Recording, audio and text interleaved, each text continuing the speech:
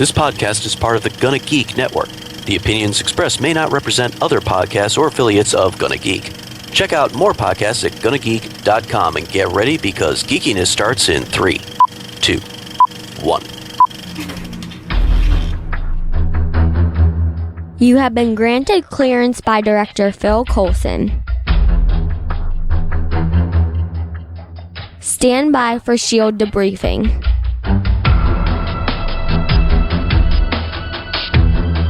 All information to be discussed here is classified and may only be discussed among agents granted clearance by the S.H.I.E.L.D. Director. Now it's time for your scheduled debriefing. I'm Agent Stargate Pioneer. I'm Agent Haley. I'm Agent Lauren. And I'm Wing.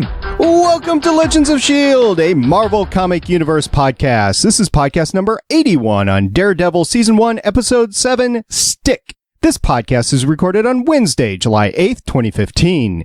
Legends of S.H.I.E.L.D. is a fan-based podcast on the ABC television show Marvel's Agents of S.H.I.E.L.D., Marvel's Agent Carter, Marvel's Daredevil on Netflix, and the general Marvel comic universe. Because of really angry old men. If you'd like to talk to us about angry old men, you can find all of our contact information on our website, legendsofshield.com. You can also find our voicemail, 844-THE-BUS1. That's 844-843-2871. We have a Facebook page, Legends of S.H.I.E.L.D. Podcast, Twitter, @Legends of S.H.I.E.L.D., Tumblr, legendsofshield.tumblr.com, YouTube, Legends of S.H.I.E.L.D., and we have forums available at forums.gonnageek.com, or you can search for Gonna Geek on the Tapatalk app. This time on Legends of S.H.I.E.L.D., we are going to welcome back Wing to the podcast. We're going to talk about the Daredevil episode Stick.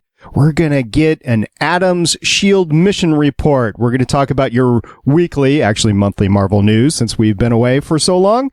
And of course, we'll talk about your feedback and your comments live from the chat at Chatwing through gonnageek.com/live. Wing, consultant, Mr. Executive producer, I guess. Welcome back to the podcast. Thank you. Am I really executive producer? I don't know. No. You're the guy that started the podcast, so I guess creator? Yeah, I would go with that. Co-creator. Okay. Co-creator. Yes, well, I had Up and Beef. I would do nothing alone. You know that. Yeah. Yes, I do. Nothing. Absolutely. You're like one of those girls at restaurants that just have to go to the bathroom with somebody else. So if you're alone on a date, you have to pick out some other guy, just random guy, like a waiter or something to go to the bathroom with. Your fantasies are your own, man. I'm sorry. Yeah, no. You got what I wanted to say. I'm not taking all the credit. Come on. It's like in comics, Stan Lee is co-creator of everything. Yes, he is. So we're like your Jack Kirby or something, is what you're saying? Something like that, yeah. We're your Jack Kirby, we're your Steve Ditko. If he's Stan Lee, we're Kevin Feige, because we reimagined it and made something new. Wait a minute. Wing is not Stan Lee. Well, no, he's Okay. not, but if he is, Okay. that's the Jack analogy. Kirby. Because he reimagined something and made it better? Or we reimagined something? Who was the creator of the original Flash series? And then we're Greg Berlanti. That's a better analogy. Okay. And if you'd like to hear about the original Flash series, you can listen to Crimson Comet. We're talking about it this summer. Yes, you are. And you'll hear a little bit more about that later in the podcast. But today, we're going to definitely start off talking about Daredevil and Stick. It was written by Douglas Petrie. I assume that's Petrie. It's got to be Petrie. That's how I've always said it. Okay. Have you taken a look at his IMDb credits? Yeah, he worked on Buffy. I'm fairly sure that he was they got the mustard out guy from, no, I'm sorry, that wasn't him. No, he was, that's however, David Professor Fury. Normal. Yeah, that's it. He was, however, Professor Normal in Dr. Horrible's sing-along blog. But, yeah, no, this guy, I mean, he was a consulting producer on Pushing Daisies. He's a co-executive producer on True Calling. He wrote, some not terrible episodes of American Horror Story. I don't think that was his fault, but that was just a weird season. There was a Charlie's Angel TV show in the 2000? Yeah, 2011. Very briefly. Yeah. Oh, because that's good. That Is this sounds weird, but I before or kind of after like the the first movie? movie. That's after. It was after. Wow, Okay. he wrote a couple episodes of Clarissa Explains It All and Rugrats. Mm-hmm. Pushing Daisies. Yeah. Buffy the Vampire. So he has a great resume, basically. This guy is The awesome. man knows what he's doing. That's why Buffy, the Batman. Yeah. Basically, he knows it. Yeah, he knows what he's doing. He's got a pretty good pedigree here. And it was directed by Brad Turner, who also has an awesome pedigree. Did you see what he's done? Like all the way back to like 1987 with Airwolf. Oh, wow. Yeah. So he's directing the Shannara Chronicles, which I tried to read one once, but it was about midway through the series. And so I had no clue what was going on. And Manu Bennett's going to be in the show. Manu! Yes. He's, let's see, Nikita, Hawaii Five-0, Bones, Stargate Atlantis, Stargate SG-1. And yeah, Atlantis and SG-1 in episode of Alias, Andromeda, The Twilight Zone, The Outer Limits, in episode of Homeland. So yeah, this pair was Stephen Estonite did a great job in assembling these two specifically for this episode because wow, it's been a couple weeks since I watched any Daredevil because we haven't done a podcast and I've been waiting to watch it like right before we podcast, either the day before or the day of, but woo-wee, this was a good one. And you did a couple episodes of 21 Jump Street. I was just watching 21 and 22 Jump Street today because for some strange, bizarre reason, I am just suddenly, seized with the urge to watch Channing Tatum and things. Now, when I went on vacation, if you listen to Voices of Defiance, I went to Antarctica. And I did not go to Minnesota at all. Did not go to the lake. Nope. I went to Antarctica. And while I was in Antarctica, I brought some movies with me. And Jupiter Ascending was one of them. Guess what movie is still in the cellophane? No! I just didn't have time. I experienced some medical issues. And I watched the first half an hour of Big Hero 6 before I couldn't watch it anymore. Can I tease something here? Yeah. I had some friends that came by during the weekend. And we ended up recording a special edition of Legends on Jupiter Ascending. Yeah, and you didn't invite me? There was people in the room, and there was a recorder, and we watched a really crappy movie, so... I'm the one who told them to watch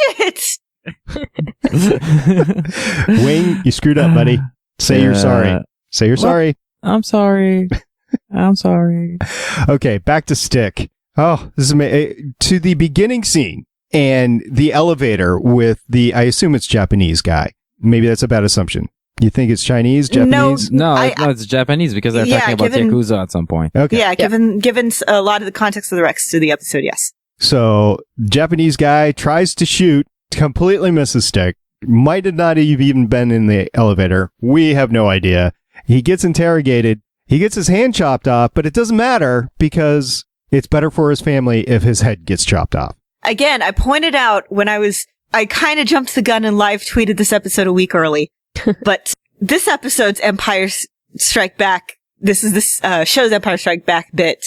We talked a while back about how, phase 2, since they're like, yeah, this is our Empire Strikes Back, everyone loses a limb. It's true. Yeah. Well, everyone loses a hand, I guess, more specifically. There's a lot of that anyway in that show, people losing limb and heads. Yeah, but this one, it's like specifically his hand. Yeah. And they really make a point of focusing on it and everything. It reminded me of, now I don't remember what it reminded me of, other than Empire Strikes Back. Yep. Yeah, and the other thing is that this episode is really the turning point. It's the mid-season, basically, because it's a 13 episode series. Smack dab in the middle. Exactly. In this episode, basically, you don't move the plot forward that much. It's mostly character development, mostly backstory, and open doors to other stories. But the Wilson Fisk story, well, they've put the Black Mask on the board at the end, and they introduce Foggy to Ulrich. That's it. Well, you replace Wilson Fisk with Stick, and I'm okay with that for this one episode. It's amazing. I'm just saying that it's a turning point in the series. Now there's a shift. The next couple of episodes will start to amp up to you have finished to build your character. Now you can play with them. So you're in your Age of Ultron if you want, your second movie. I will argue that Wilson Fisk was present the entire episode because you're talking about Leland facilitating the transfer of Black Sky. You're talking about the Japanese mafia trying to bring in Black Sky, all either to benefit themselves, to bolster their own strengths, I guess, because Wilson Fisk is formidable, and some of it is you got to protect yourself, but some of it, I mean, let's face it, this is the evil league of evil, and they're all looking out for number one. Agreed. But Yep. my point is that at the start of the episode and the end, the only thing that happened is there's a setback for the Yakuza. That's it. I would say that this episode sets up more stuff for the Netflix shows at large. But my point is that it's the perfect episode to start shifting a little bit and to Now I go see a what little you bit more supernatural, because you get exactly how he works. In this episode, you get the description of the power, like he explains to you, and you have the training. So you are in your Empire Strike Back, as you said before. You go on Dagobah and you learn how he learned, and you go with the character. And then you can move on and build on that. So the next couple of episodes, if I remember correctly, you go deeper in that training. So Daredevil's beaten by a taser. Yep. Yeah. yeah, I have that in my note too. Stick just kind of... Stuck it to him. Okay, Daredevil should not have let himself be distracted. But at the same time, given the rest of how Stick acts during the episode, you kind of get the feeling that he sort of might have done it on purpose. Oh, absolutely. And I think Matt might have recognized the tapping, maybe. I don't know. Oh, yeah. No, that's entirely what it was. So that would probably distract me if 20 years later or whatever, I hear this guy coming back and having the emotions I have against how he left. I'd be like, screw that. But I don't know if that would be enough to distract me from getting tased. But the episode point out the fact that he's too emotional, and that's how he gets distracted at that point. And that's why later Stick will leave him. So it's an echo. Maybe. Yeah, it's like you said, he's looking for a father figure, and Stick, for a very brief period of time, could have been that father figure, but abandoned him. So Matt has these really deep-seated anger issues around Stick. Like, he wants him to be his dad. His new dad left him. It's just all sorts of twisted up and angry. And Stick's whole point is, he's basically like a really, really douchey version of Yoda, where he's like, no, you can't let yourself be distracted by feelings or connections, and it's all path to the dark side, whatever. But at the same time, we, the audience, probably feel that Matt is stronger for having those connections, kind of like how you feel with Luke, whatever. Again, I can't go 5 minutes without comparing something to Star Wars. It's because he's fighting to keep his humanity, and Stick basically tells him to let it go. That's why he has the nice furniture and the, all that stuff that Stick is saying, you should let all that go and sleep on sandpaper. So, yeah, that was really You try sleeping on sandpaper. It's not fun. Let me tell you. The chafing. Oh my gosh, the chafing. There you go. So that's the interesting debate. Is that the humanity or the restlessness somewhere that is stronger? And I like the fact that in the end, even Stick doesn't know. He might be stronger for it. He might not, but maybe. I think if they're paying attention to Matt Murdock throughout what happens in the ensuing 6 episodes with Wilson Fisk, I think the answer to that question is probably solved. Yeah. But that's in short term, though. Their whole thing is they're trying to think long term. So they might be like, well, he's solved this for now. But what's going to happen 5 years from now? What's going to happen 10 years from now? What's going to happen? Like, they're not so much concerned with Hell's Kitchen as they are concerned with the whole balance of good and evil. Yeah, that's true. Yeah. Whereas Matt's just like, please just stop trying to screw people in my neighborhood.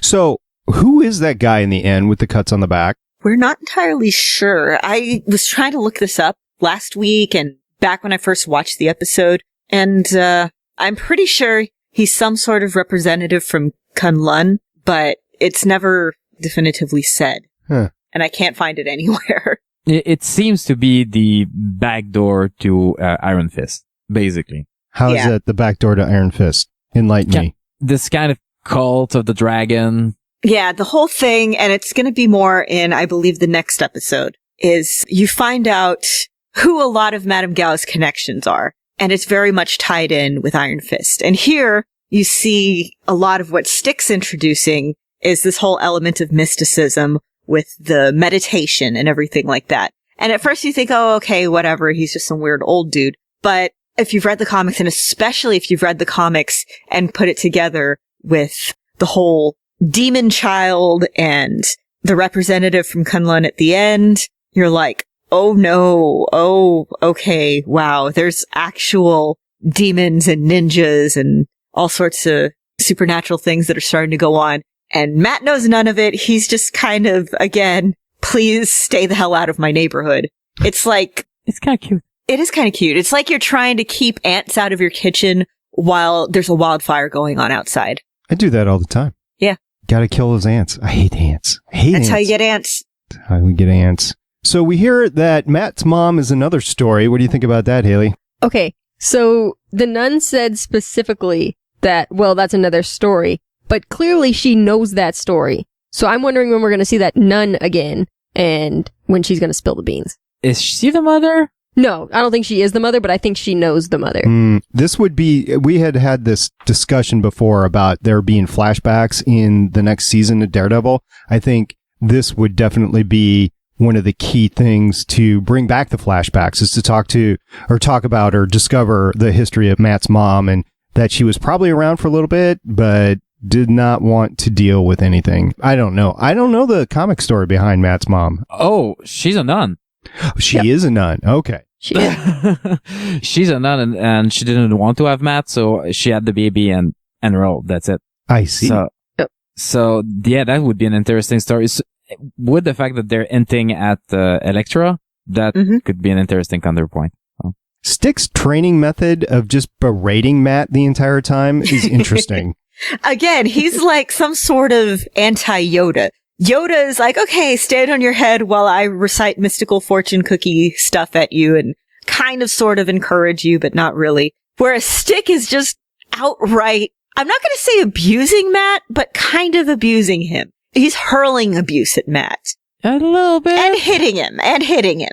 Well, you know, if you can dodge a ball, you can dodge a wrench, or you can dodge a wrench. Other way around. If you can dodge a wrench, you can dodge a ball. That was a really good impersonation. You liked it? I could do it more. It's okay. Always leave him wanting more. But I love the training montage. It was almost a Rocky montage. Yeah, guest 67 in the chat said, Stick displays love hurts. It's kind of true, especially, okay, I just blanked out on it. Did Stick keep the stupid little wrapper bracelet, or did Matt? He did. Okay. No, he did, and he brought it back to Matt's apartment, right? Yeah. Oh, was it in the bugs that it crashed? I have the same question in my notes. Haley? I wasn't paying that close attention at the end. See, the first time I watched it, I was like, oh, Stick brought it back. The second time I watched it, I don't know, I think I might have looked away from the screen or something, because now I can't remember. I was pretty sure, oh gosh, I can't remember exactly, but the first time I watched it all those months ago, back in April, I was pretty sure that Stick had brought it back with him. Yeah, I'm like 90% sure Stick brought it back with him. So we do see that Stick does care for Matt in his curmudgeonly old man, I'm gonna hit you and say that I don't love you way. Yeah, it but is. Sort of, maybe. This guy has issues and probably needs therapy. A little bit. But he will never go to therapy because that's not the ninja way. Yeah, but he's a good ninja. Because he denies all of his feelings, and we saw how that ended in Star Wars. So basically what I'm saying is that he's going to have some sort of weird love affair and kill all the younglings. No. I see that. That would be kind of a Torchwood-ish moment, right? A little bit. Just a little bit. So I meant to bring this up with JS over on the main Gonna Geek podcast. He has an issue with the ice cream cone scene from the first Iron Man. Because he has no heart. Yeah. Yeah. But this is my favorite ice cream cone scene ever. Ever. I mean, this is perfect. Paint me the picture, Wing. It just goes on this ice cream cone. What is it? Vanilla? No, and it goes describing every ingredient up to what the dog is feeling after. The way that it transitioned from the ice cream to bigger thing to this man is dying. Yes. Was so well written, and the kid is acting pretty good. I'll be honest, I was impressed in that scene. In the combat scene, yeah, that was wire work. But in the emotional scene, he killed it. So I was really impressed with it. And again, this is movie quality filmmaking. So kudos. It is. And Stick's disdain of love really comes out. Yeah. A little bit. Grouchy old man. She's sick. Worse. She's in love. Just So while Matt and Stick are off having fun all episode, they're not the only ones getting together. I mean, we've got Foggy and Karen and Ben and Foggy and Karen and Mace and baseball bats, and it's cool. It's funny how they tease the Foggy and Karen thing when you know it's never gonna happen. yeah, I still love the whole, were you following me? Yeah, you were acting weird. Can we discuss this away from the Maniacs? That was good. That was really, really good. And you know what? A really good point. I liked that he didn't try to deny that he was following her, because I really hate when they're like, were you following me? No. And so, come on. We know that you were. She knows that you were. And he just flat out comes out and says, yeah, you were freaking me out. I was worried. Thank God it was there. And they teased that whole thing from the beginning with the first scene back in the office when they're talking about mace and baseball and stuff like that. Yeah. And she uses her mace stick and he uses the ball and the bat. Awesome. Well, Matt Murdock told her at the start that he would pitch at the, I don't know which game of baseball or something. He did pitch, and he pitched well. Yeah, because the Mets suck. Yeah. It's kind of an ongoing joke in New York. The Yankees are the pro team. The Mets are the junior league. Oh, okay. I actually know nothing about baseball. Me neither. They used to make me play when I was in school, because I went to a really small school. So they would just stick me out in, I don't know if it's left field or right field, but the one where nobody ever hits balls. So I would just kind of wander around and look for grasshoppers. It's usually right field for kids' ball. Yep. Behind the first baseman. Yep. In between the first baseman and the second baseman. Yeah, I don't know. Well, I was too busy looking at the bugs. The Nats are terrible. If they'd let you play infield, you could have built sand piles. Guest 67 says, what? No more comics for Lauren until she learns. Hey, I am a basketball person, all right? I am not good at it, but I like it. It's because you're so tall and fast, right? Exactly. That's exactly it. So Stick lies. Yes. Well, yes, yeah. he does. Promise me you won't kill anybody. Promise me. I promise. Okay, what's Black Sky? Some kind of mutant? Okay, Black Sky, Inhuman, sorry.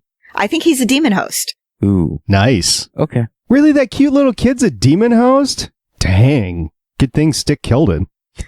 Yeah. Again, they're like, oh yeah, he's a weapon, and there's something there, and everyone's scared of him. But maybe if it was less enigmatic, try to make an argument. When will people learn that children are evil? I can attest to that, being a parent. Yeah. Absolutely. Yeah. So, the Matt Stick fight in the apartment. Nice. He destroyed his whole apartment. Well, I mean... Well, he was really angry. It's a nice apartment. I would like to have that. Well, except for the light inside, I would like to have that apartment. Ileana RBS in the chat said, this is why I have animals. Kids are demons. Well, yeah.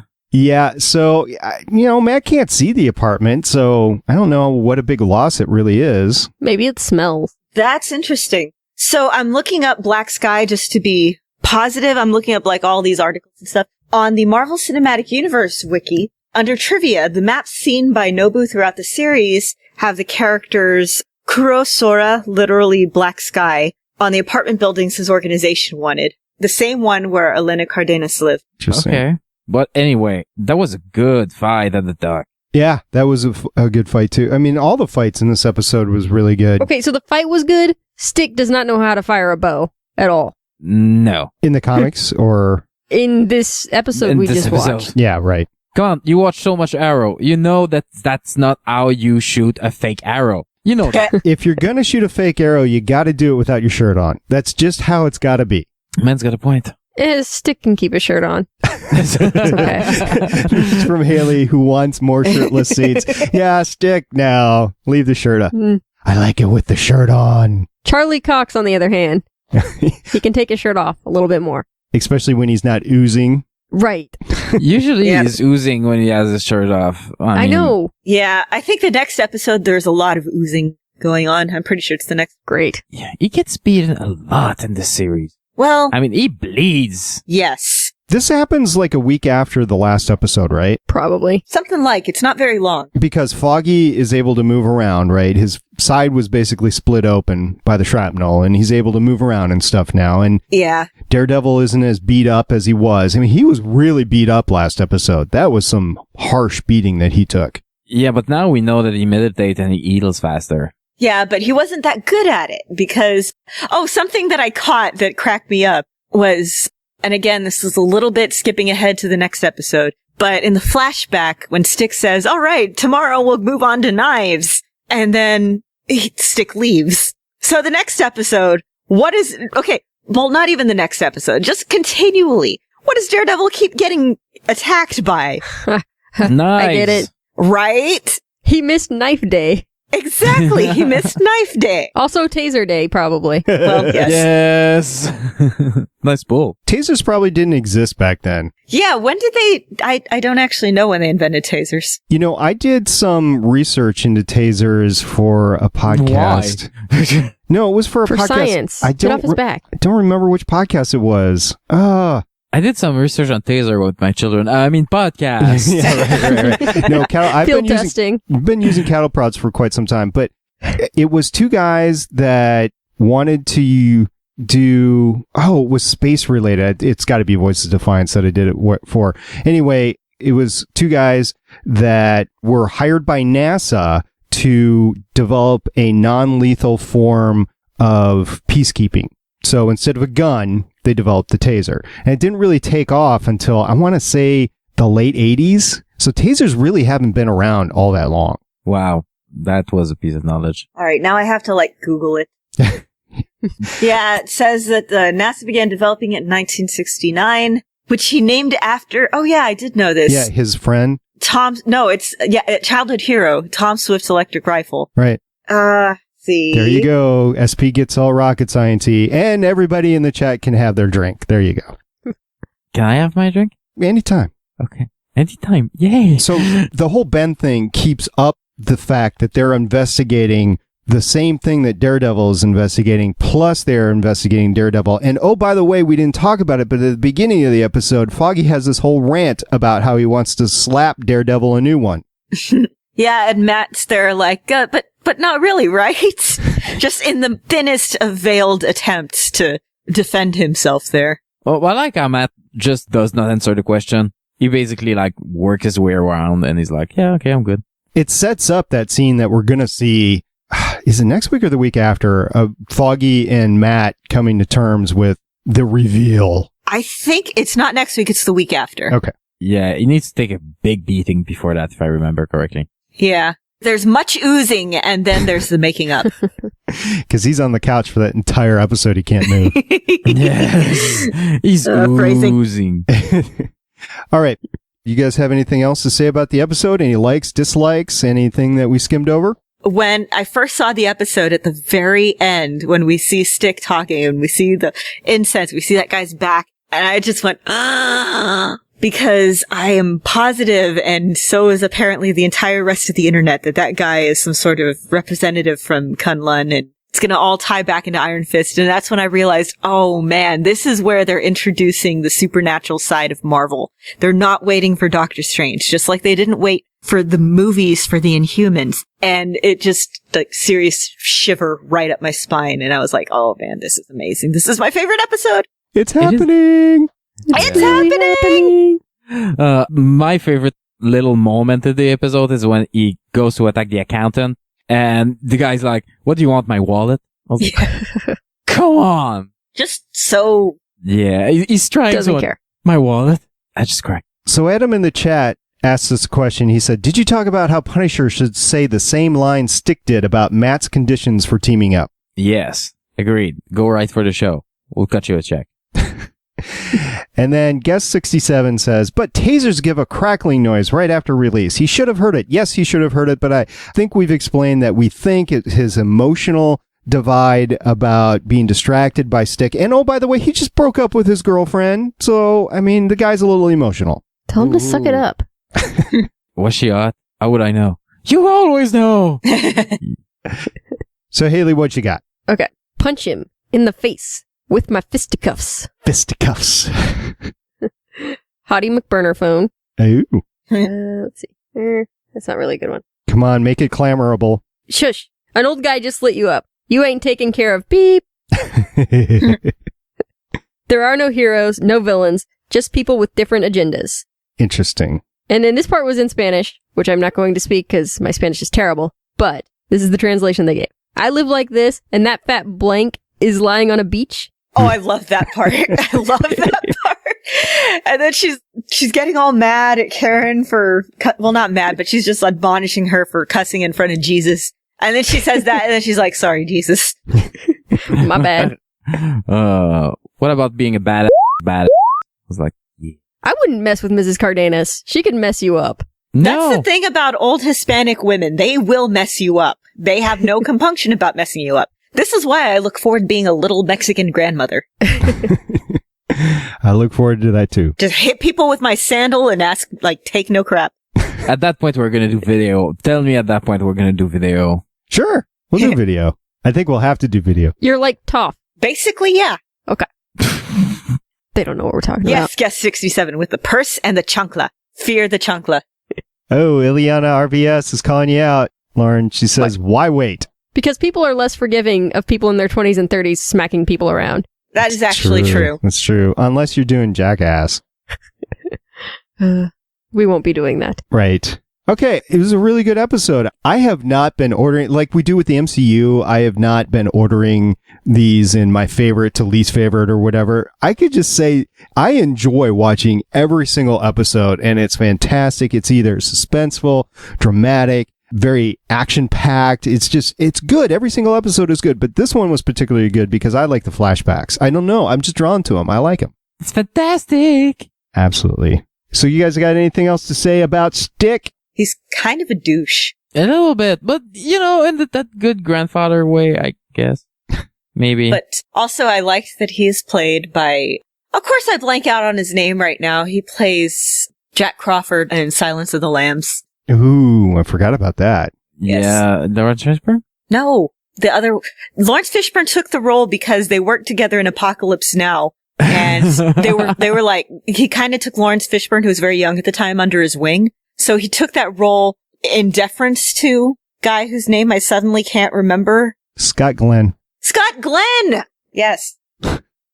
I loved him in The Right Stuff. Yeah. One important thing we didn't talk about is that he gets in sticks. The signature stick that you see on every freaking cover. I don't need them. Yes, you do. You will. I love, this is, I think, where this episode, Your Right Wing, is the turning point where we start to see Daredevil. We do see the show come together. We do see the bigger Marvel universe start to come together.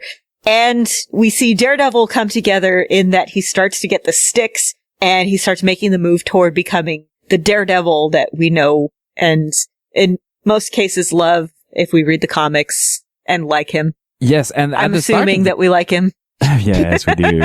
I mean, some people don't like characters, but I like him. At the start of this episode, you have a cover of a newspaper with, the title is? The Devil of Execution, something like that? Yep. Yeah. So we're starting to get the persona out there a little bit. They're Right. teasing us. Well, Devil was mentioned in the very first episode, right? Because the Murdocks are devils or something like that. They got the devil in They them. got the devil in them. Yeah, so it's been in the series since the beginning, but we haven't seen the name Daredevil yet. Not yet. But he's making the newspaper now. Definitely. Ooh, cover page. All right. Collectible. Uh-huh. It's like a Kardashian. Ooh. No, not like a Kardashian. Oh my god, a Daredevil sex tape. No. What do you mean, no? Maybe. I mean, think about who he'd have a sex tape with, Wing. Okay. Fair point. Hockey. Isn't there a story like that with Daredevil? Not Daredevil, but Karen. Karen turns into a porn star for a while. I'm liking this. Yeah, she does turn into a drug addict porn star. Yeah. I think in this show, though, that's her past. I think so, yeah. Because she keeps saying, oh, I have these, my past. Right, because, she would be an unreliable, I think that's going to be explored next season. an unreliable witness and whatnot. All right. So, just to let you know, in a week and a half, we will be discussing Ant-Man. It'll be the Sunday after it comes out. It's coming out on Friday the 17th, so we'll be discussing, or the Sunday after it comes out. It'll be coming out on Friday the 17th. We will be podcasting on the afternoon of the 19th. Stay tuned for a time. It should be somewhere between 2 and 4 Eastern. So we will be lighting you up for some little superhero action. Ant-Man. Ant-Man. Which The first reviews are coming in. Yeah, they're coming in and they're really positive. Yep. Now, as do people will see the movie, because we've seen that people were ready to see Dinosaur. Let's face it. Nobody saw that coming. Nope. But nobody did. now, can Ant-Man do that now? Or something crazy like that. So, Wing, do you want to revise your opening weekend Star Wars prediction at all, or you still feel comfortable with what you went with? I'm still comfortable with what I went with. All right. I still think that the overall will be crazy, but It will. first weekend, I don't think it's going to be what people It's expect. going to be insane. Yeah, Haley's 300, right? Yeah, I'm comfortable with that. You understand that there's not enough theater. Yes, there is, because it's opening on a Wednesday. So opening weekend is Wednesday through Sunday. And Wednesday and Thursday night, they're probably not going to show anything but Star Wars. It would have to be that, not anything but Star Wars. They won't do that. Wednesday night, they're not going to show anything but Star Wars. What else are you going to show when Star Wars is opening? What's that stupid Christmas movie with... Nobody cares. No. Okay. Fair enough. But I still think there are going to be other movies in theater that day. Okay. Not on Wednesday night. There's not. Because I've been to like Avengers opening weekends before at theaters, and that's all they showed was Avengers on every single screen. But the theater that you go to only has 2 screens. Yes. No, shut up. No, I've been to bigger theaters, like 16 screen theaters, and all they were showing was Avengers. They just had staggered start times every 15 minutes. They would open like another 4 theaters. I mean, I have access to 48 screen in a 4-kilometer radius. So they're not only going to show Star Wars. I bet on Wednesday night they will. I bet at least 40 of those screens are showing Star Wars. Yeah, I have to agree with Haley. It's just going to be a madhouse.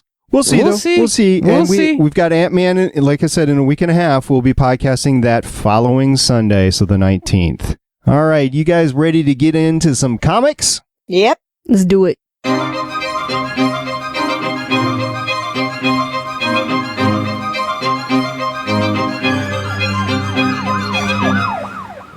This wonderful Daredevil bump brought to you by Kier. All right. Okay. So what we have for you today, I didn't get a chance to tell Neil. We kind of changed our schedule. So we have no Marvel moment for you. Mighty Marvel moment by Neil. But we do have the return of Adam with the S.H.I.E.L.D. mission report. You guys ready to listen to it? Yep. Here we go. This is Consultant Black Adam with your mission report for S.H.I.E.L.D. Issue 7. Issue 7 features familiar faces as both the guest hero and guest villain for the episode. Coulson assigns Daisy Johnson to lead a S.H.I.E.L.D. team to capture her father, leading to her first meeting with him since she was an infant. Capturing Dr. Zabo is particularly important for her at this moment because Daisy's powers have gone haywire, causing damage to her entire body in the same way she broke her arms in the show. Cal wants to help his daughter, but when his idea of how to help her goes to extremes, Coulson has to take a big risk to stop him. I liked the story in the issue, but a lot of that was probably due to the way it paralleled the last half of the season. It was definitely a much better tie-in than the lame excuse that Coulson gave to call Daisy Sky several times in the comic. This is my first exposure to Mr. Hyde in the comics, and while there are a lot of differences, there are a few places in both the art and the dialogue where I could definitely see Cal from the show. Fitz gets a small opportunity to shine, but he's definitely gotten the least development of the 4 main characters in the series, and looking forward, that doesn't seem likely to change in the next couple of months. Now, on to the news. S.H.I.E.L.D. Issue 8 releases July 29th, 2015, and here's the solicit.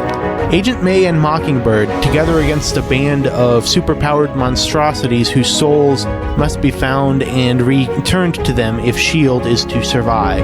I'm guessing from the description that this is a tie back to some characters who disappeared during issue 6 last month, but we'll have to wait and see. The S.H.I.E.L.D. one-shots that are coming out in September are going to have variant covers that look like action figure packs for various characters.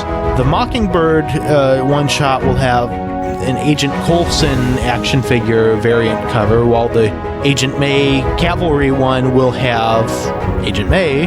The Nick Fury one will have a Fitz and Simmons 2-pack cover, and the Agent Carter one and Quake ones will have, well, the characters you would expect them to have. Talk to you next month for my next mission report. Woohoo! Thank you, Adam. That was great. Yay. I actually got a chance to catch up with some of the S.H.I.E.L.D. comics while I was on vacation with my iPad mini. And I got to say, with the iPad mini, you can go either full screen or do that panel by panel thing. Oh, it's so great. Yeah, either works. It's pretty cool. It's so great. As long as in comic news, Han Solo doesn't have another wife, I'm okay. Tune in to find out. No. All right. Thank you very much, Adam. And with that, we're going to get on to some news.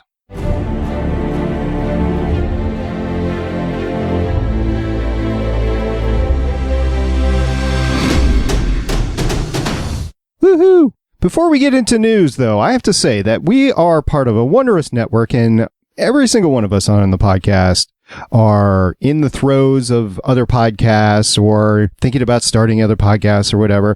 And our very own co-host, Haley, Me? produces her own podcast. I never thought that would happen. I'm very proud of you, Haley. Thank you. Thank you.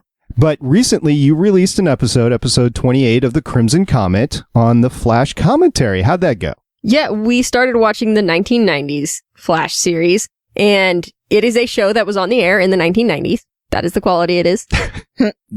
So we did a live commentary of the pilot, which was an hour and a half long, and there are all sorts of gems in there. We talk about how super 90s the show is. There's lightning-based superpower origins, there's biker gangs and murals and all sorts of colorful lighting, and we had a great time trashing on all of it. Trashing? Oh, come on.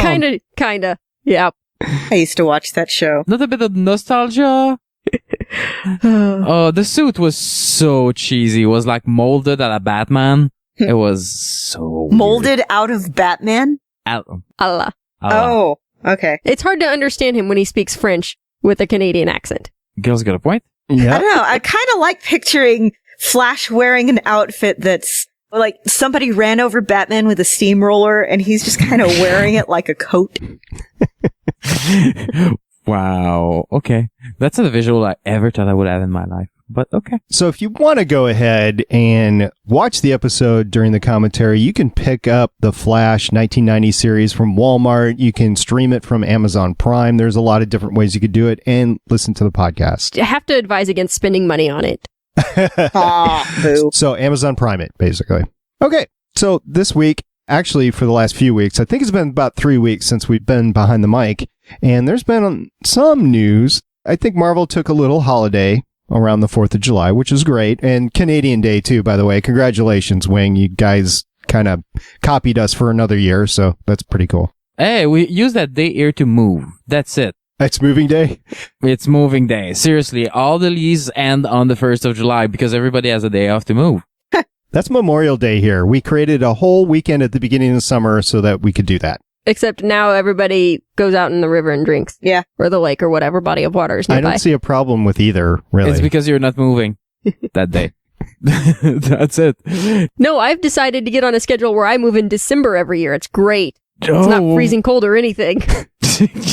That's a great idea. Why would you do that? At least you wouldn't sweat so much. Yeah, well, usually people move in, May and August when it's 8,000 degrees outside? Right.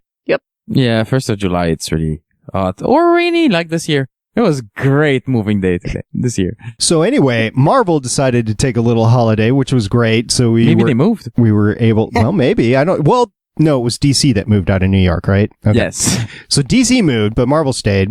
And in celebration, Marvel took a couple of days off, which is great because we don't have to go through so many stories. But we do have some news for you, including our very own Haley Atwell is talking about Howard Stark's return. Yes, the Mary Sue has an article talking, the link title, Queen Atwell. And she confirms that Dominic Cooper's returning for season 2 of Agent Carter. And then she did a little bit of talking about Cartinelli, which is the shipping relationship between Peggy and Angie Cartinelli. And somebody asked her if a romantic relationship between Peggy and Angie could happen in second season. Atwell replied, why not? So yeah, James Darcy's going to be coming back as Jarvis, and we're getting Enver Jokai's character, Sousa. Yes. So yeah, the gang's mostly all getting back together, and they're going to Hollywood, and it's going to be happy fun times. Is Susan Kane coming back with us? Probably, but we're not sure about the sweater vests. We'll have to stay tuned for that. Yeah, stay tuned on the return of Sue's sweater vests. This year. So something that I saw pasted all over social media, I mean, like literally all over social media, and I don't have a problem with it really, is that we have a casting for Elektra. What do you think, Wayne? That's a really good casting. I mean, she looks the part. Who is it? Elodie Young. Elodie Young. Y-U-N-G. Okay. Who I have never heard of before.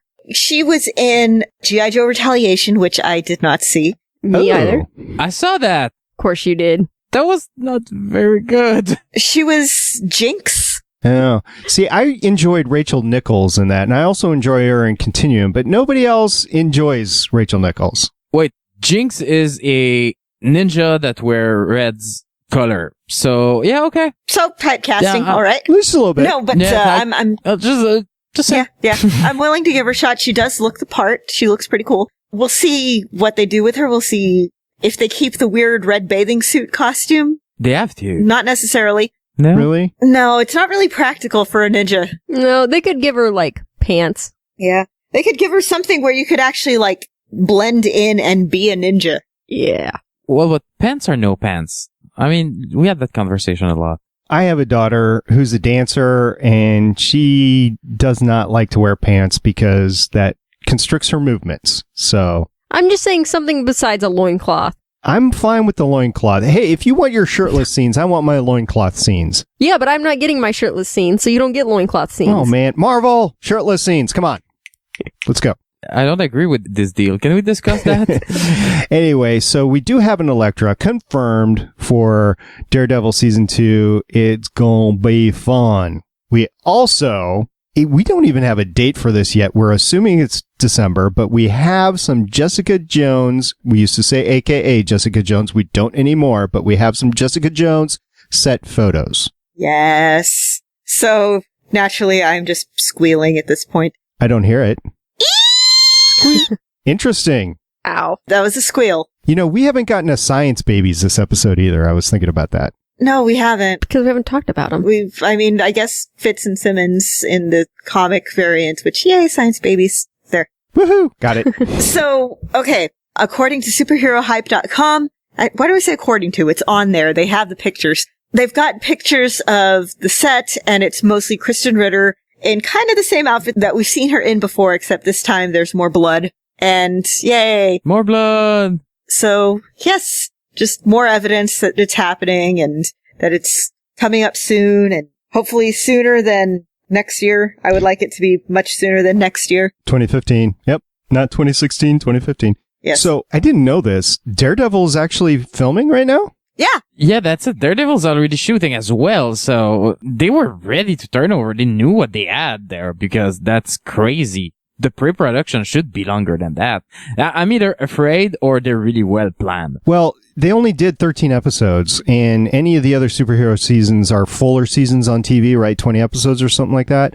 So I could see them having the story laid out for 2 or possibly 3 seasons, at least in sketchy storybook form or whatever. So I can see, even though Stephen S. DeKnight is no longer involved in the project, that they already have the story to go with for the next 13 or whatever episodes. I just hope they don't go like, yes, we're established and just go nuts. Because look at what's happening in the next season now. We have like Punisher and Elektra and Bullseye. Woo, okay, don't screw up. Yeah, I was talking with Scott about that at dinner yesterday, and I'm hoping that it'll be one of those things where they'll have a much more limited focus and we'll do something kind of along the lines with what they did with the Evil League of Evil, where we have the one big focus and the other characters kind of come in and out as needed. Hopefully. Like I said, there's a way to do that very, very well. Don't screw it up. Don't go too fast. Take the time you have to take to make good script, because that's what works. Well, we only got Stick for 1 episode in this season, first season of Daredevil, right? Sure. Yeah, right. Yeah. Yeah, they were laying out like big plans. Yeah, we know that they probably have a roadmap, but I'm just saying a roadmap and a script are 2 different things. Don't rush it. I'm just wondering if Daredevil got a season 2, what are the odds of all of the Marvel shows getting picked up for additional seasons? And then we've got 4 regular series on Netflix plus the TV series. That's a lot of material. The problem at this point is that I don't have enough hour to watch everything. I mean, next year we're going to have Flash, Arrow, Supergirl. Yeah, but it's going to be weekly, right? So Legends of Tomorrow. So the way they figure it is weekly Gotham. you can watch these programs on a week by week basis, and then on your weekends. And then quarterly you binge on a Netflix series. Yeah. But still. And then biannually you watch a Marvel movie, and then biannually you watch a Marvel based movie. Sometimes I like to play a video game too. I know. There, you know. I need to get video gaming again. Dang. You know what? Batman is angry again. There's things like that. Many hours in a week. Not that much. Wait a minute. Did you get an Xbox One? No. Okay, so you don't have Batman Arkham Knights yet. No, I have a new philosophy with video game. I'll buy the console in 1 or 2 years, and all these games will still exist, and I will still enjoy them, and they will be cheaper. Yeah, that's my dream. Although I think with Halo and Mass Effect coming out, I think I'm going to have to pull the trigger. Do you think if a Mass Effect game, I'm not going to buy a console that day? There you go. Wings trope now broken. Mass Effect comes out, he gets the thing. Yeah. All right, so Ant-Man comes out a week and a half from, actually, 8 days, 9 days, whatever, from when we're recording this. I can't count. Maths are hard. But we have some Ant-Man news coming up soon, right? There was 5 minutes out there today. Yeah. I don't think it's as bad as pre-Avengers, where we were getting a new TV commercial every 3-4 hours. No, it's not that bad. What this is, I saw this, I guess, sometime last week. Somebody linked it on Tumblr, and I was like, ooh, this is real. There's a YouTube channel and an official Twitter account for WHIH with your anchor, Christine Everhart, whose name you might remember as the reporter that Tony Stark slept with and who just keeps showing up. Is it the same character? I mean, it's the same actress? No, same actress. Oh, I like her. The chick from Popular. Yeah, she's fun. That was great. And she's talking about the aftermath of the Avengers in Sokovia, and coming up, an interview with whistleblower and cyber criminal Scott Lang, and it's just kind of dropping information a little bit at a time. So I kind of dig how they're doing that. That's awesome. Well, right now they have to, because they know that for the next week or so, they don't have any coverage. Because Comic-Con's gonna kill. Yeah, and they're not going to Comic-Con. Yeah, they're not going for Comic-Con because they know that they need all their effort right after it for this movie. But on the other hand, they're leaving space for Star Wars and all that stuff, and that's going to be big. You know, I watched Captain America, the First Avenger, at Comic-Con. I didn't actually watch it at Comic-Con. We went to a theater, 5 miles away or whatever to watch it, but that is not the time to be watching a movie. That is the time to be enjoying the ambiance, be walking the floor, to be going to panels, to be having fun with friends, playing games in the hotels that flank the convention center and stuff. It's not the right time to launch a movie, so I'm glad that Ant-Man is not launching that weekend. Yeah, that's a great idea. But I think that the reason why Star Wars announced that they would not release a trailer right now, that's another thing. They're trying to balance the marketing they have between these Star Wars and these Marvels and all that stuff, because they have lots of the same demographic in there. So they need to keep the focus on Ant-Man as soon as Comic-Con is over. If they start talking about Civil War a week before, and this movie, we can say whatever. Right now the review's coming out and it seems to be good, but this is one of the risks for Marvel. This is one of the more risky projects than a Civil War or Avenger or something like that. They don't know what they're going to get out of this. Well, I mean, we had the same thing last year with Guardians of the Galaxy. Yes. Yeah, 1 year. That's good. Yeah, but Guardians of the Galaxy had the same director and writer all the way through. Okay, fair enough. But my point is that they're doing 1 or 2 safe, and they're doing one experiment. That's their pattern right now. And it's a good pattern because that's how we try new stuff, and we have raccoons that talks that are cool. Yes. Which still sounds weird, but that's a nice way for Marvel to try kind of experiment. I don't think Ant-Man was supposed to be one of the risky ones, though. I think it was supposed to be a safe one, and they've just had a string of terrible behind-the-scenes things that have led to terrible press, and that's the issue. Ant-Man should be safe, because it's a Spider-Man copy. It's almost like Daredevil. Yeah, but the other thing, I was talking to friends that are not geek, and I was talking about Ant-Man, and they were like, Ant-Man? I was like, yeah, he becomes really small. The family that becomes really small? Yeah, but with some action? Okay. I was like, I can see why this is what do you know Thor? Oh yeah, he's hot. I was like, okay. Right, but how many of those same friends knew Thor before Thor? I did as not. a comic book character. Or Iron Man. They don't know Thor, they know Chris Hemsworth. Right. I didn't like Thor until Thor 2, and I didn't really get into the universe until we saw Loki in Avengers. So that's just my experience with it. Now, Haley, a couple of weeks ago, I think it was you that mentioned that Marvel was toying, when they first began this journey back in 2006-07, they were toying with starting with Ant-Man versus Iron Man, and they went with Iron Man instead. Did I get that right? No, it was Ant-Man instead of Hulk. Oh, okay. So it would have been Iron Man and Hulk as the first two. Okay. Or Iron Man and Ant-Man. Right. Yeah. Okay. That would have been fun, but I like my Hulk movie that I got. But I can't wait. I'm going to spend tonight watching this YouTube channel because I'm going to... Yeah, there's only 2 videos, and one is like 30 seconds long. The other one's about a minute and a half. And then there should be another one up tomorrow at, I guess, 6 Eastern or Pacific or 6 sometime or other. See, if Marvel really had their stuff together and kept one director throughout the entire filming process and everything, I think maybe instead of doing these short YouTube videos, they should have done a bunch of clamors. That would have been awesome. Okay, moving on to Deadpool. I guess we have some supporting cast photo shoots, right? Yep, comicbook.com has a bunch of pictures, the supporting cast and costume. The one that I'm most excited about, because I never in a million years would I have pictured this character making it into the movies. Okay, when I first kind of stumbled back into comics, the first 616 comic that I picked up was the trade paperback of New X-Men E is for Extinction. And it starts off with Emma Frost teaching a class in Genosha, and this one kind of gothed up looking mutant talks to her and says, we're all going to die. That mutant's name was Ellie Fimster, aka Negasonic Teenage Warhead. And she dies like immediately after. Aww. So this character is now in Deadpool. Huh. Blah, blah, blah.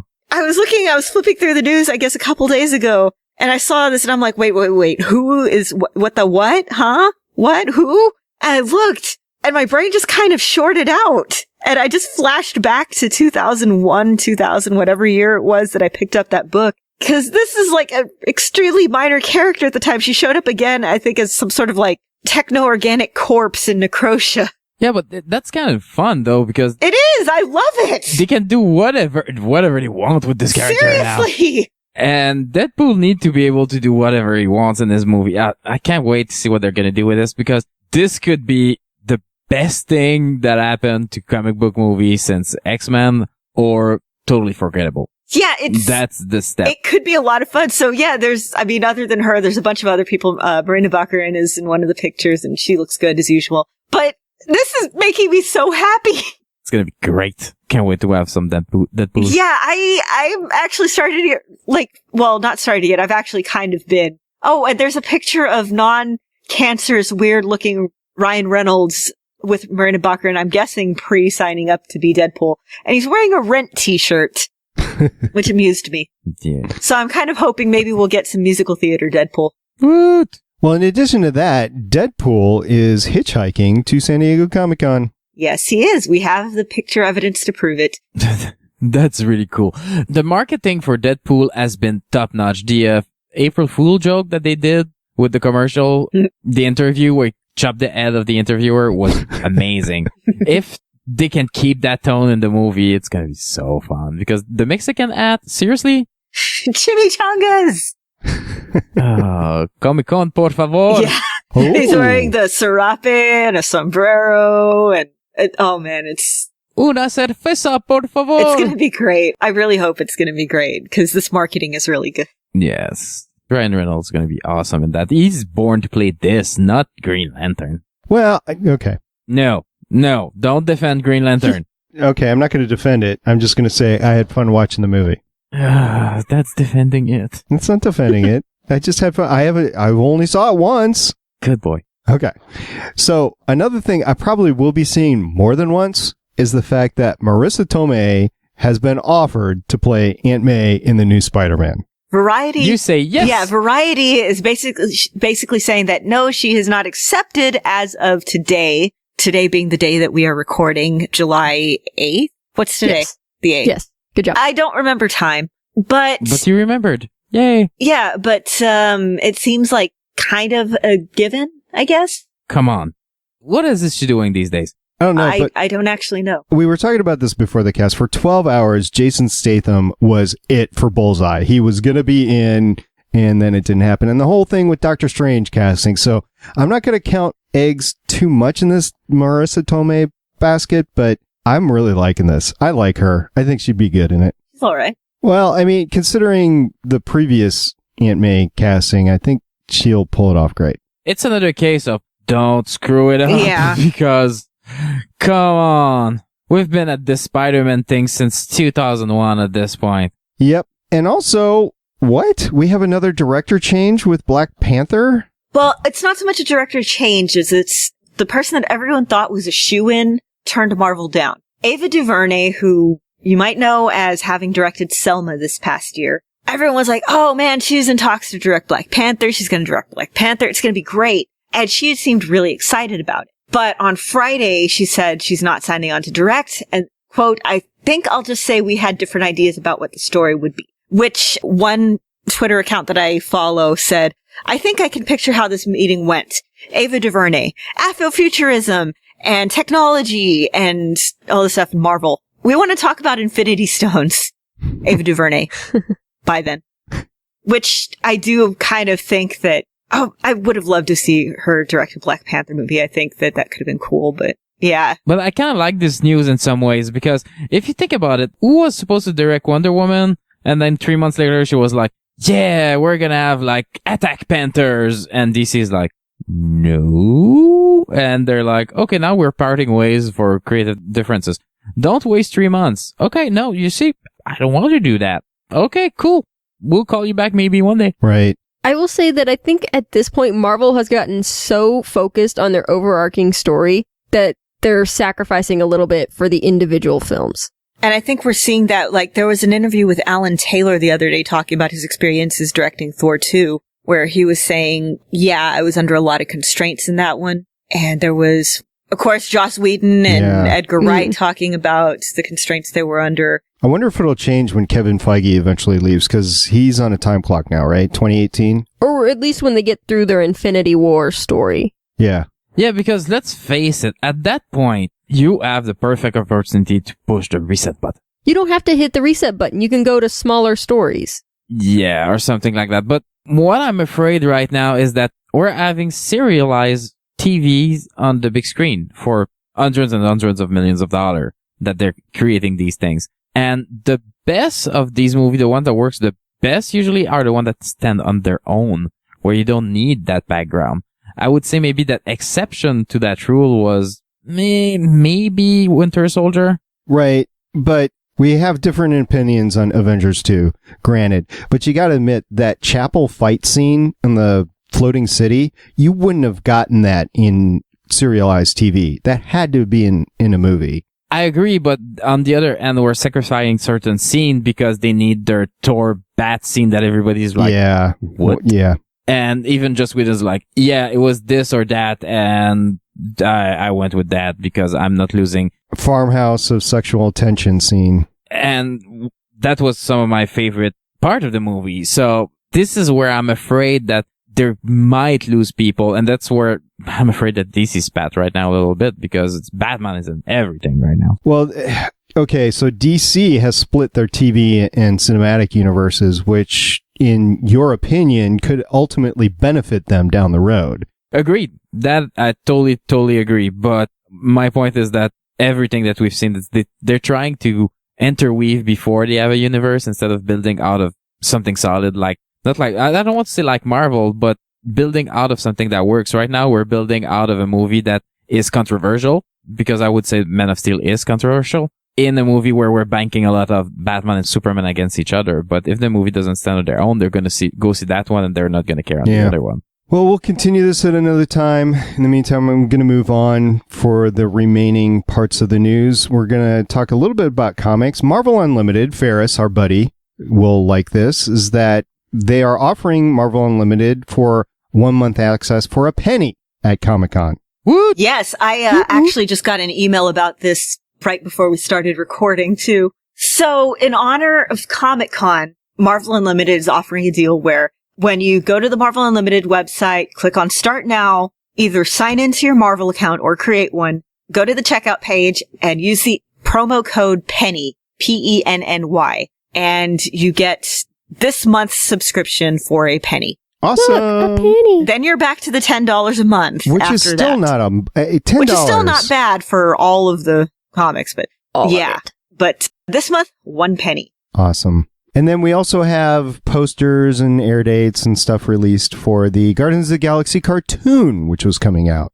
Yes. This looks fun. I know. I like cartoons, and this looks relaxing. I can totally watch that when I wake up in the morning in front of my coffee. Yeah, it's set to air on September 26th, but there will be a sneak peek on September 5th on Disney XD, and every Saturday evening in August. Disney will play 2-minute shorts of each Guardian's origin story, which I'm pretty sure will probably end up on YouTube, so I guess you don't have to stay glued to your TV for the 2 minutes that it'll be there. You know why I'm hopeful about this series? It's because they did so much a good job with Star Wars Rebel. Yes. Yeah. Star Wars Rebel is so amazing, and this series, Guardians of the Galaxy, the way they translated it into the movies could make an amazing space cartoon. So if they follow that kind of model, that could be great. But don't go manga cheesy. Please don't go manga cheesy. I don't think they will because I'm thinking about this right, about what they're trying to do. They have kind of a unified universe for their animated series too, which is the main reason why they canceled Spectacular Spider-Man and Earth's Mightiest Heroes. So this is probably going to take place in the same universe as Avengers Assemble and Ultimate Spider-Man. So if you're looking at animation style, it's probably going to be more in the lines of those in terms of writing and stuff like that. Hmm. I remember the days when you had a sequel that was straight on VHS. And that was kind of crap. They still have those, but Now we have They're- Universe. straight to streaming now. But isn't Disney XD the sole reason that Beef kept cable in his home rather than cutting the cord? Yeah, because of Star Yeah. Wars. You know they have an app. Yeah, now we know. But there was another reason after that. There was another show. It was like, oh no, I have to keep Orphan it for Black that, or something like that. Orphan Black. Oh, I thought you meant on Disney XD, and I was like, Yeah, Orphan no, Black's no. not on Disney. Right. Yes, Orphan Black on Disney XD. That's perfectly suitable for children. Okay, so Adam told us earlier this year that this was S.H.I.E.L.D's 50th anniversary, which Lauren and I did not know, but of course Haley knew because she was reading the comics from 50 years ago, and she knew. But Yes. the rest of us didn't know. Shut it, Wing. In what year are you now? I'm still in 71 because I haven't had as much time for reading since I started producing podcasts. Oh. It does take time, doesn't it? A little bit. Anyway, Peggy Carter and Quake are going to have S.H.I.E.L.D. anniversary covers. Yeah, I think Adam described them some in his Marvel Minute. So the Peggy Carter one, it has her wearing blue dress from the pilot. There's the hat, couple of guns, her ID. Carter, Margaret, Agent 13. So, and then it had, I love this, just the outfit changes color and sunlight sticker and includes Build-A-Figure, Part 2, right arm, Deathlock, which if you've ever bought a Marvel action figure lately, they always have that Build-A-Figure thing so that you could buy the whole set. Yes. And the Daisy Johnson one, oh, that one's for the Agent Carter S.H.I.E.L.D. 50th anniversary #1 issue. Mm-hmm. And the one for Quake, which is Quake S.H.I.E.L.D. 50th anniversary #1, is Daisy Johnson, aka Quake. Not a fan of the haircut. Yeah, it's the short actual comics haircut. She's wearing the S.H.I.E.L.D. outfit. She has the gauntlets with the switch out arms, some guns, a laptop, and the left leg of Deathlock. The left leg of Deathlock. Gotta do that. Yeah. I need that guy's leg. It's important. It's important. It's important to me. Awesome. That's So cool. that wraps up the news. But before we leave this segment, just want to tip our hats a little bit to another producer that we have on the podcast. It's not Haley or myself. It's John D. Yes, that's right. Nightwing, or Wing, as we call him. He does this little podcast called Legends Podcast. And the latest promo that I have in the network promo bin for Legends is episode 237, the iconic Spring Breakers podcast. Wayne, why don't you tell us a little bit about Spring Breakers? Well, there's a reason why it's there, because it's still worth talking about. I mean, you're hearing more like the contemporary Scarface, and you're like, oh, that's going to be interesting. And there's all this misogynist crap on the cover, so you're like, okay, at least maybe. Oh dear God, that was an experience, and this is the first movie that didn't get into the legend scale, but changed it a little bit. So if you want to know what the definition of a Spring Breaker movie now is, go check the episode 237. Go check it out on the Legends podcast stream. You can also find it at gonnageek.com. All right, we're going to get into some feedback here.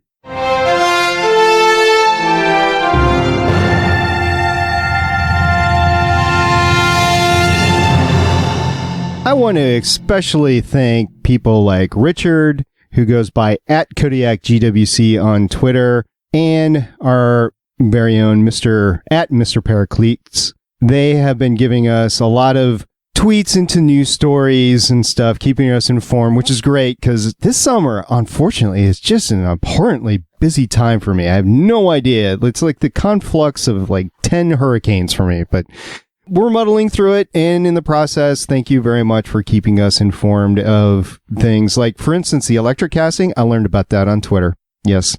So thank you very much, everybody that tweeted Carolyn too, or Carol, excuse me, not Carolyn. But I want to point out a couple of tweets in specifically at Sci-Fi Girl, my co-host on Legends of S.H.I.E.L.D., caught up to the end of Agents of S.H.I.E.L.D. Season 2. And she got a little irate about the whole Simmons and the artifact deal. And she's like, seriously? Who keeps an alien blob in a glass box? That's just bad security. Now you feel my pain. Do you? So thank you for catching up, and enjoy your new microphone you got for catching up too. And oh, by the way, enjoy the incredibly great show of Agents of S.H.I.E.L.D. It's not a bad show. Not at all. Okay, our next tweet, I have issues with it. Cody @PlayerType0 tweeted us, and he said, I absolutely hated the characteristic. Hated. Worst aspect character storyline of the show to me. Really? Well, I agree he's a dick, but I don't think he's a terrible character aspect of the storyline, everything. Okay, so you agree that it would be like an Umbridge or a Kai Wynn sort of character where you would really love to hate, but it's well, I don't hate him. I just think he's a dick. Okay. Yeah, but he helps build the character, so I'm okay with it. And I like it when he's a dick. I'm just like, that guy's a dick. So would you say Cody is objectively wrong? He's entitled to his opinion. He's not wrong, but I don't agree with him. I will say he's wrong about worst aspect character storyline of the show to me, but yeah, I could see how people would hate Stick. Okay, fair enough. See, now if he said he'd hated Claire, then he'd be objectively Then we'd have wrong. to fight. We would have to fight. Ready, fight. What's that Tekken? I can't remember. It's. I keep thinking of Mortal Kombat. Oh, it's Mortal Kombat? Okay. I think so. Get over here. Okay, back to my Voices of Defiance co-host @Sci-Fi Girl tweeted us with a lovely picture. She said, I'm in love with a beautiful captain. Did you see this picture? I love this That picture. is an amazing picture. I love that picture. And you know what? I would pay to have that costume. That's great. I wouldn't wear it, of course. No. No, but it's pretty cool. So, like I said, we got a bunch of other tweets from... by the way, the picture is Peggy Carter in the Cap costume, and it is amazing. It's the best. It is. So go to Sci-Fi Girl's tweet thread, whatever it's called, and you can find this picture, or you can check it out in the show notes. It will be there. Had a bunch of tweets about the electric casting, so thank you very much. But one in particular was Ferris, and he tweeted the Electra actress in action. So you can check out that YouTube link in the show notes. And then finally, Haley's co-host on Gallifrey Public Radio, Kier, tweeted the Years of Future Past #1. It has been vandalized. Just a little bit. It's funny. Years of googly past. So thank you very much for continuing to interact with us. We still do have a voicemail line open. I have not changed it. It's 844-THE-BUS-1 or 844-843-2871. You can give us a ring as we continue our Daredevil watch. If you want to let us know what you thought about Ant-Man, or as we're getting ready for the Agents of S.H.I.E.L.D. show this fall and Jessica Jones whenever it actually airs. And we're still guessing December, unless we hear differently. Yeah, or if you have any thoughts or opinions to share about comics, old or new, we would love to hear those as well. If you want to get feedback to Adam or Neil, they would love to hear back from you too. So go ahead, hit us up for that. All right, you guys ready to walk this out? Yep. Yep.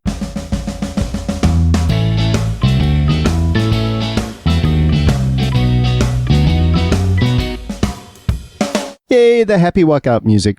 So what we've got is we've got Ant-Man in... The comic book legends music. You know, I had no idea that was a comic book legends bump. I didn't. I actually I downloaded it from incompetech.com. I made it my own. And then you tweeted me and said, hey, thanks for stealing my bump. I was like, I didn't steal it. I made it. And I was like, oh, okay. So it's actually originally made from the Incompetent file. I didn't just steal it from Wing, but yeah, okay, there you go. It's okay. That show's been canceled anyway. Wing stole it first. Yes. There you go. Anyway, in 10 days, we have Ant-Man. Come join us for that. After that, we'll be back in a week and a half talking more Daredevil on the 29th, I believe, of July. Is that right, ladies? 29th of July, I believe that's what's in our show planning doc. So we will continue with that and we will continue our round of guests, but unfortunately, this is the one and only time we get to talk to Wing. So thank you very much for showing up for Stick. We really appreciate you coming on board. Thank you for having me. It's actually the second episode that you've been on. You actually stepped in for Haley a few weeks ago, but that's true. Yeah. So, well, thank you very much. And we enjoy having you on whenever you can. Thank you. Again, we have the voicemail line. We have a website. You know, we're part of a network. Just go to gonnageek.com. You'll find all the great podcasts there, all the great ways to contact us. And you can always tell me I'm wrong because apparently everybody likes to do that. So go ahead. That is true. Yep, that it's fun. Is true. That is good sport. Should try it. You know what's fun to me is if you ask science questions, because I really like to discuss the science of comic books, the science of sci-fi. I really enjoy that. But anyway, thank you to everybody in the chat room. We really appreciate you stopping by. We do this show live for you and for you to interact with us. We really appreciate that. So thank you for stopping by. Thank you for everybody on Twitter, the people who send us links, the people who show up for live tweets, the people who retweet stuff that we say, who retweet our alerts that we're about to record. Yes, thank you. Yes, thank you. We appreciate you. We love you. Thank you to that train for coming in right as we're trying to end the podcast. Yes. Thank you to my cats who ran by screaming earlier tonight. Thank you to everybody that's been liking our clamors. You can listen to, if you don't have an iOS device, you can listen to them by paying attention to our Twitter feed. I will post all the links to them there at Legends of S.H.I.E.L.D. Couple a day I try to do. I'm trying to catch up. They are a few weeks behind. But enjoy, if you like them, that ups our standing in Clamor, so that's more people that can find us and more people that will interact with us. So more people. We're just doing this for fun. I want fans. I want to have more fun. True. I want to have more money. Yeah, don't we all? Don't we all? I want more cats. Yay, No. cat. Aren't we just like listing stuff we want at this point? I want a boat. I want more Star Wars. Ooh, good one. Good one. All right. Until next time, where we get everything that we want. I'm Agent Stargate Pioneer. I'm Agent Haley. I'm Agent Lauren. And I'm Constantine Wing. Bye. See you guys in a week and a half. Bye. Later. Adios. People actually like you talking Spanish, Wing. Because the missing H's make more sense. That's true. Una jalapeno. Thank you for listening. If you want to leave us feedback, go to gonnageek.com and you'll find all of our contact information and other shows. You can also visit legendsofshield.com where you'll find our complete archive of podcasts. The music heard on this podcast is by Kevin MacLeod and can be found at incompetech.com. The opinions heard on this podcast are those of the individual host and do not represent Legends, Stream, or Gonna Geek. Agents of S.H.I.E.L.D. is the property of the Disney Corporation. No infringement is intended.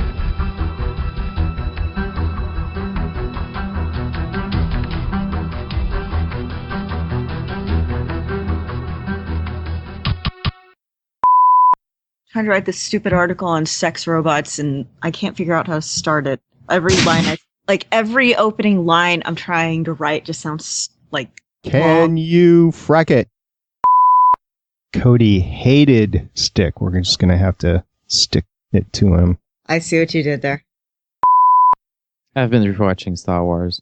Well, I don't care what people say. Episode 3 is so good. Yes. I think the only thing I really hate from this movie is the buzz droid at the start. The rest, I'm good with it. So, My problem with episode 3 is the wooden acting from the lead. Oh, I gave up on that. When you look at the other movies, the acting's not that great either. So Natalie Portman got worse though as the movies went on. So there's like this whole storyline that they abandoned that I wish they had kept in, and it was like the twins midi-chlorians, because like like the whole if the baby has a different RH factor than the mother, like if the babies are RH positive and the mother's RH negative, the mother starts to have like some sort of horrible reaction. yeah.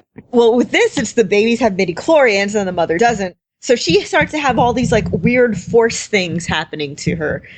And they just dropped that completely, but you could still find concept art for it in the art books. That would have been great. Right? It would have been great if that is what killed her instead of, being sad. Yeah. Or if they had kept the stuff in about her helping to found the rebellion, or just freaking anything that had her being like a character that did.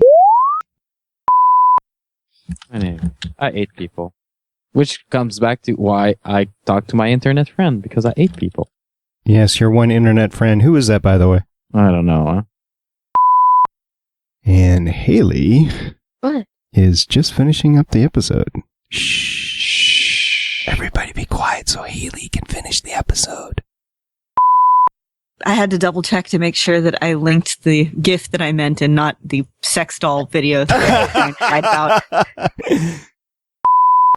I had to double check to make sure that I linked the GIF that I meant and not the sex doll video that I was trying to write about.